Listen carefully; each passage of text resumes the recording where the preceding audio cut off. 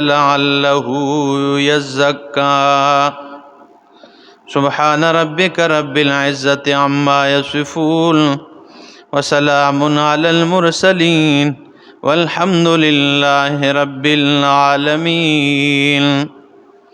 انتہائی معزز سامعین، سورہ عبسہ پہلی اور دوسری اور تیسری آپ کے سامنے آیات تلاوت کی۔ اس سورت کا نام سورہ عبسہ ہے، یہ مکی سورت ہے۔ اسی طرح اس سورت کا دعویٰ تحزیز علی التبلیغ اور اثبات قیامت، احوال القیامت فرمایا۔ پس منظر یہ ہے کہ جناب رسول اللہ صلی اللہ تعالیٰ علیہ وسلم کے پاس مشرکین بیٹھے ہوئے تھے، یہ ابو جہل اینڈ کمپنی اور سارے عتبہ اور شیبہ امی بن خلف، یہ سب بیٹھے ہوئے تھے۔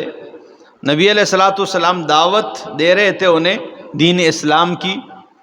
اسی اثناء ایک صحابی گرتے پڑتے آ رہے، کیونکہ یہ نابینا تھے، اس لیے قرآن کہتا ہے کہ کوشش کرتے ہوئے آ رہے تھے، یہ نہیں کہ وہ دوڑتے ہوئے آ رہے تھے۔ دوڑتے وہ نہیں آ سکتے تھے، وہ نابینا تھے، وہ کوشش کر کے تو وہ گرتے پڑتے آ رہے تھے۔ حضرت عبداللہ ابن ام مکتوم رضی اللہ تعالیٰ، یہ سابقین اولین میں سے ہے۔ تو یہ جب نبی علیہ السلام کی محفل میں آ گئے تو نبی علیہ السلام کے ماتھے مبارک پر تھوڑا بل آیا، کیونکہ انہوں نے آتے ہی کہا کہ علمنی یا رسول اللہ مما علمک اللہ، اللہ نے آپ کو جو سکھایا ہے اس میں سے مجھے بھی سکھا دیجئے۔ تو طلب لے کے آیا۔ تو نبی علیہ السلام نے اس وجہ سے کہ یہ تھوڑا اس کو نہیں اس وقت آنا چاہیے تھا، میں ان کو ذرا دعوت دوں، یہ تو ویسے بھی میرے یار ہیں، لیکن یہ مشرکین میری دعوت کو مان جائے۔ تو اللہ رب العزت کو آپ کی یہ حالت پسند نہیں آئی، اور آپ کی یہ ناگواری اور ماتھے پر بل لانا، یہ اللہ رب العزت کو پسند نہیں آئی یہ بات۔ تو تنبیہ فرمائی جناب رسول اللہ صلی اللہ علیہ وسلم کو کہ آپ کو ایسا نہیں کرنا چاہیے، جو طلب لے کے آئے ہیں آپ کو ان پہ توجہ دینی چاہیے۔ دوست احباب ہوتے ہیں ہمارے، مذاق کرتے رہتے ہیں آپس میں، ٹھیک ہے نا، دیگر جماعتوں سے تعلق رکھنا۔ ہمارے ایک دوست کہتے ہیں کہ نا جی، آپ جو درس دیتے ہیں تو وہ درس کے لیے لوگ آتے ہیں، بیٹھے ہوتے ہیں، ہم تو گھومتے ہیں بے طلبوں میں طلب پیدا کرنے کے لیے۔ میں نے کہا تائید بھی قرآن نے میرے دعوت کی ہے کہ جو بے طلب ہے ان کو چھوڑ دو، جو طلبگار ہیں آتے ہیں اور درس قرآن سنتے ہیں ان پر توجہ دو۔ اس لیے نبی علیہ السلام پہ بھی اللہ نے تنبیہ کی ہے کہ ان بے طلبوں کو چھوڑ دو، ان کے پیچھے نہ پڑو، ان کی طرف توجہ دو جو طلب لے کر آئے ہیں۔ اس لیے سلمان فارسی رضی اللہ تعالیٰ عنہ طلب لے کے فارس سے آ رہے تھے، اور کبھی ٹائم ملا نا تو جمعے کا بیان کروں گا انشاءاللہ۔ اور یہ اتنا درد بھرا داستان ہے کہ راستے میں کیا کیا مشکلات اور کیا سویر قسم کی تکالیف انہوں نے برداشت کی ہے۔ اسی لیے مدینہ بھی جب پہنچے تو غلام بنے، اور پھر وہ باغ جو پیغمبر پاک صلی اللہ علیہ وسلم نے لگائی تھی راتوں رات ان کی آزادی کے لیے، تو وہ سارا سلمان فارسی کے باغ سے جو اب مشہور ہے کھجوروں کا، تو اتنی تکلیفیں، اور عمر بھی 250 سال کے قریب تھی، نبی علیہ السلام کے پر دادا سے بھی بڑے عمر کے تھے۔ لیکن جب طلب لے کے آئے تو نبی علیہ السلام نے غزوہ خندق کے موقع پہ فرمایا کہ سلمان منا اہل البیت، سلمان تو میرے اہل بیت میں سے ہیں۔ کہاں فارس کا سلمان فارسی، اور کہاں نبی علیہ السلام کے اہل بیت میں شامل ہونا۔ تو یہ وہ طلب، تو نبی علیہ السلام کو اللہ نے تنبیہ کی، جب بھی یہ صحابی تشریف لاتے تو پیغمبر پاک صلی اللہ علیہ وسلم فرماتے کہ مرحبا بمن عاتبنی فیہ ربی، او مرحبا مرحبا، وہ آ گیا کہ جس کے متعلق میرے رب نے مجھے تنبیہ دی ہے۔ تو فرمایا عبس وتولی ان جاءہ الاعمی، عبس وتولی، تیوری چڑھائی ہے، منہ پر بل لایا ہے، وتولی، اور منہ پھیر لیا ہے، ان جاءہ الاعمی، یہ کہ جب اس کے پاس اندھا آ گیا۔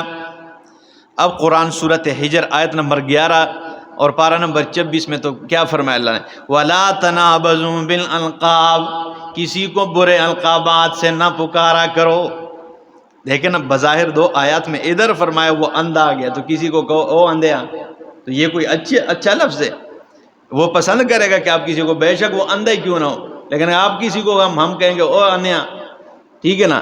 تو ادھر تو منع کیا گیا کہ برے القابات سے، ادھر اللہ فرماتے ہیں عبس وتولی ان جاءہ الاعمی، ٹھیک ہے نا؟ یہ صرف الحمدللہ ہمارے مشائخ آپ کو سمجھائیں گے یہاں مسئلہ یہ ہے کہ جدھر فرمایا سورہ حجرات میں آیت نمبر 11 اور پارہ نمبر 26 میں لا تنابزوا بالالقاب، جب کسی کے عیب بیان کرنا ہو، جب کسی کی تذلیل کرنی مقصود ہو، تو پھر ادھر منع فرمایا کہ کسی کو برے القابات سے، اور جب ترحم کے لیے ہو، مثلا یہاں پر مثال کوئی اندھے آدمی کو کوئی مار رہا ہے اور آپ جائیں اور اسے کہو کہ یہ بیچارہ اندھا ہے، اس سے کیا مانگ رہے ہو، تو اس موقع پہ جو آپ نے اسے اندھا کہے یہ ترحم کے لیے رحم دلی ہے تمہارے دل میں، یہ اس کی تذلیل نہیں ہے، اس دوسرے کو سمجھانا ہے کہ یہ اندھا ہے یار، اسے کیوں مار رہے ہو. تو اس لیے یہاں پر ترحم کے لیے ہے تو یہاں پر جائز ہے، اور ادھر کسی کی جب تذلیل کرنی ہو تو اس وقت کوئی برے القابات سے آپ نہیں پکار سکتے ہیں. تو فرمایا حبس وتولی ان جاءہ الاعمی، جب آ گیا ان کے پاس وہ اندھا نابینا، وما یدریک لعلہ یزکا، اور آپ کو کیا معلوم ہے، لعلہ یزکا، شاید کہ وہ پاک ہو جائے، شاید کہ وہ پاک ہوئے، او یذکر یا وہ نصیحت حاصل کر لے، فتنفعہ الذکریٰ، پس فائدہ دے اسے نصیحت، اما من استغنا، پس بہرحال وہ جو بے پرواہ ہو گیا، فانت لہ تصدی، پس آپ اس کے در پہ لگے ہوئے ہیں، جو بے پرواہ ہیں آپ اس کے در پہ ہیں، اور جو پرواہ رکھتے ہیں اور جو طلب لے کے آئے ہیں.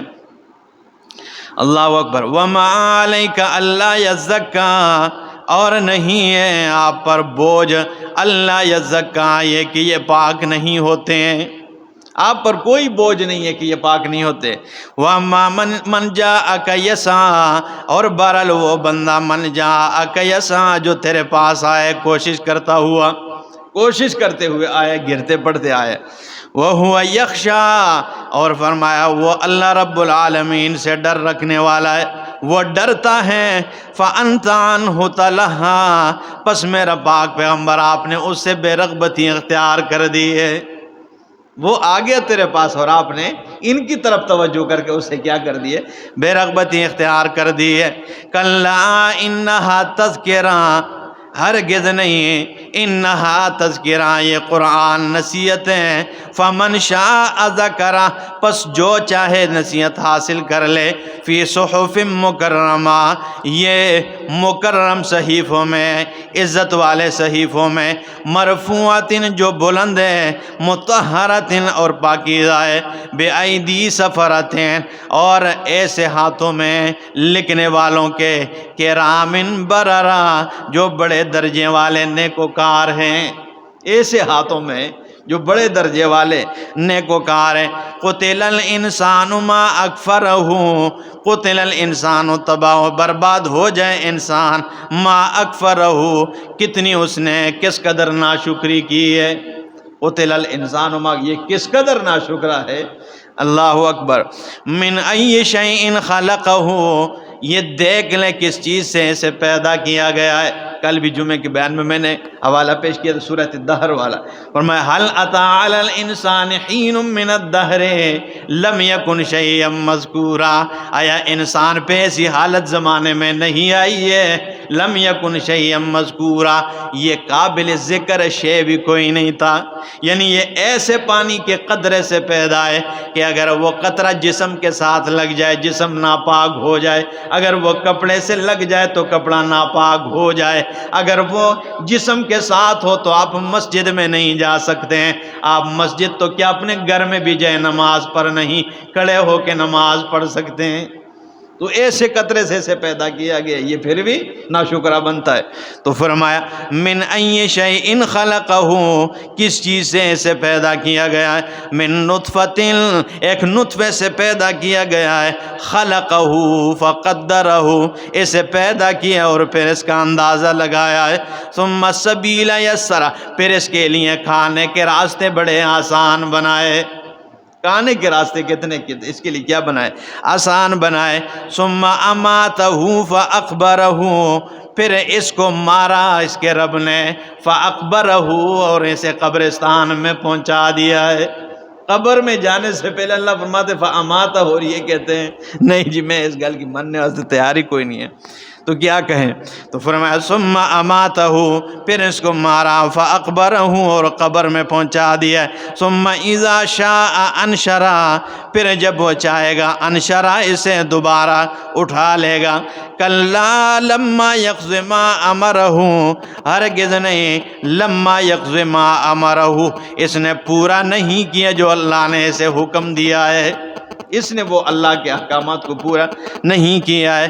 فَلْيَنْظُرِ الْإِنسَانُ إِلَىٰ طَعَامِهِ، پس چاہیے کہ دیکھ لیں انسان اپنے کھانے کی طرف، أَنَّا صَبَبْنَا الْمَاءَ صَبًّا، کہ ہم نے بہایا پانی کو، الصبا بہانا، ثم شققنا الارض شقا، اور پھر ہم نے پاڑ دیا زمین کو پاڑنا، فانبتنا فیہا حبا، ہم نے اگائے زمین میں حبن دانے، وعنبن اور انگور، وقضبا اور ترکاریاں، وزیتونا اور زیتون اگائے، ونخلا اور کجور اگائے، وحدائق غلبا اور بڑے گنجان قسم کے باغات اگائے، وحدائق اور باغات غلبہ، ٹھیک ہے نا، گھنے گھنے، وفواکہۃ اور میوے، وابن اور چارہ، متاعا لکم جس میں تمہارے لیے بھی فائدہ ہے، ولانعامکم اور تمہارے مویشی جانوروں کے لیے بھی۔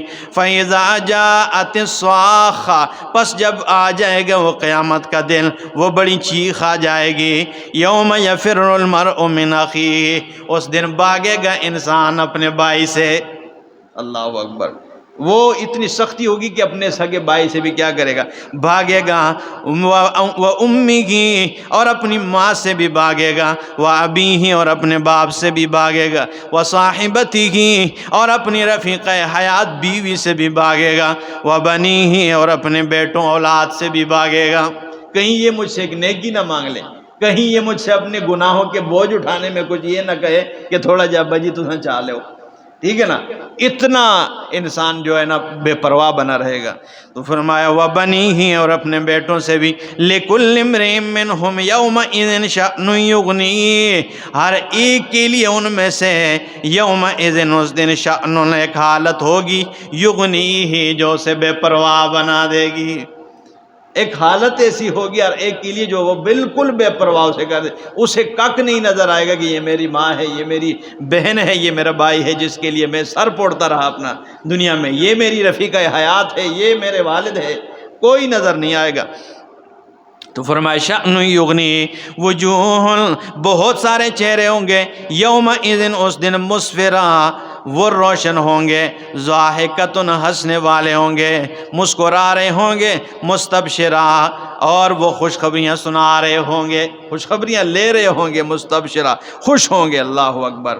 ووجوہ اور بہت سارے چہرے یومئذ اس دن علیہا غبرہ کہ جن پر گرد و غبار چھائی ہوگی، اللہ ان سے بچائے، اللہ ان کے صف میں نہ کھڑا کرے، بہت سارے چہرے جن پر گرد و غبار ہوگی، ترہقھا قطرہ پہنچی ہوئی ہوگی انہیں سیاہی، اولئک یہی لوگ ہیں، ہم الکفرۃ الفجرہ یہی بدکار قسم کے کافر ہے، ہم الکفرۃ الفجرہ کا معنی کیا ہے؟ یہی لوگ ہیں، ہم الکفرۃ الفجرہ یہ کافر بھی ہے اور بدکار بھی ہے، جن کا کے چہروں پہ کیا اٹھائی ہوگی؟ سیاہی چائی ہوئی ہوگی۔ اسی کے ساتھ سورہ عبسہ اختتام پذیر ہوئی، آگے انشاءاللہ تعالی سورہ تکویر کا درس دیں گے جی۔